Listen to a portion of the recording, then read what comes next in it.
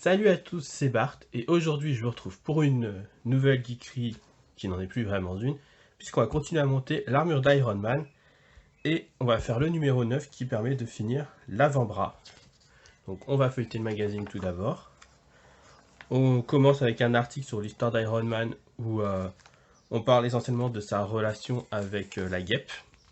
Donc ils ont une aventure ensemble il y a longtemps dans les comics et ils ont mis ça il n'y a pas si longtemps que ça, genre l'année dernière, enfin 2020-2019. Donc voilà, ça part de leur relation. Ensuite, on a le plan de montage de l'avant-bras qui va être assez rapide puisqu'on va juste cacher le trou des vis et on va faire le coude.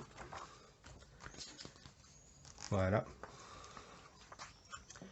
Ensuite, ça va parler du Shield, dont Iron Man était un des dirigeants à un moment donné. Voilà, pardon. Deuxième page avec les comics plus récents. Et enfin, on va parler de...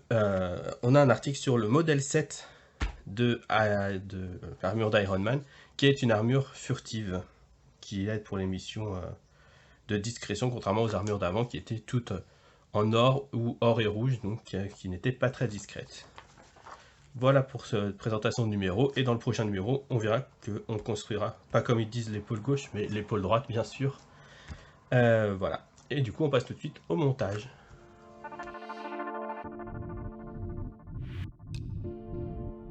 Donc voilà, on récupère notre bras, on va ouvrir le petit paquet des pièces.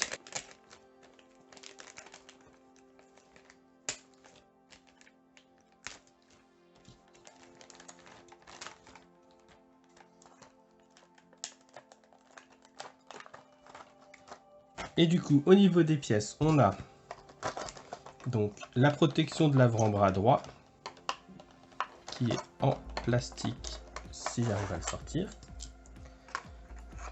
La coudière qui est en plastique, bon du coup je pense que tout est en plastique. Et les protections de coude gauche 1 et 2. Le droit, toujours. On est toujours sur le coude droit, hein, c'est compliqué. Et du coup, voilà, pas de vis dans ce numéro. Tout est du clips. Voilà, et avant, je voulais juste dire, j'ai recommandé une main droite parce que la mienne était vraiment en piteux état au final. Donc voilà, et celle-ci se tient mieux. J'ai un petit souci avec ce doigt qui ne tienne pas des masses, mais globalement, elle tient bien mieux que l'autre en tout cas. Et on va à la fin, je pense, la mettre sur le bras parce que ils nous font tester que quand on plie, ça reste droit, mais sans le poids de la main avec, c'est compliqué à vérifier. Donc voilà, on passe du coup aux étapes. Déjà, ils nous disent de prendre du coup la protection et de l'emboîter pour là où il faut avec les picots. Donc,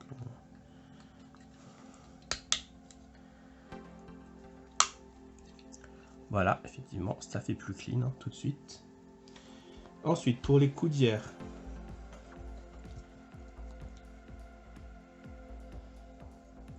donc on a R2, R1 et là on a pareil. Je sais pas si on va voir ici par là on a R1 et R2.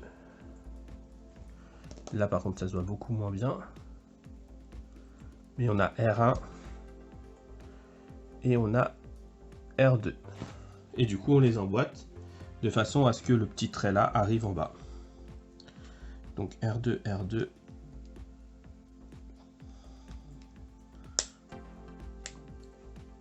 Hop, et R1, R1.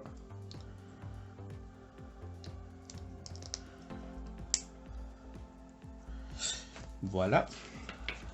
Et ensuite, on a la coudière. Et on vient la clipser de façon à ce que ça aille vers le bas. Comme ça, là, c'est fermé. Et quand on plie, ça vient là. Et quand c'est refermé, du coup, c'est bien. Bon, c'est pas hyper centré par contre. Hop.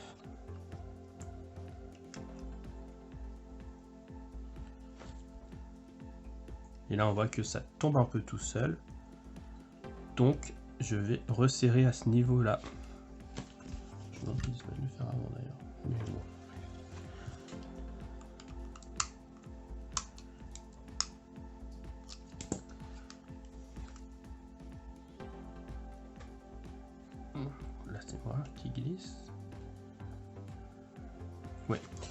Ok, et du coup on va en profiter, on va mettre la main tout de suite avec.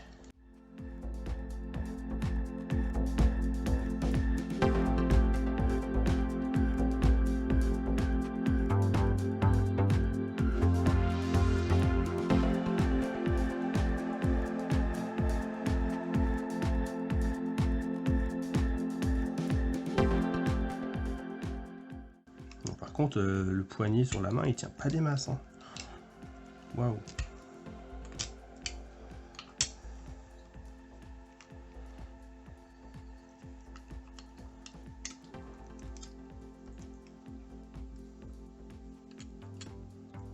On est en train de lui faire sa pose comme ça, hein, parce que voyons, ça ne va pas tenir. Dommage. Mais voilà, on a ça et ça tient pas du tout. Mais du coup, c'est la pièce en bas qui tient pas pour le coup. Et ça, on peut pas le resserrer. C'est dommage.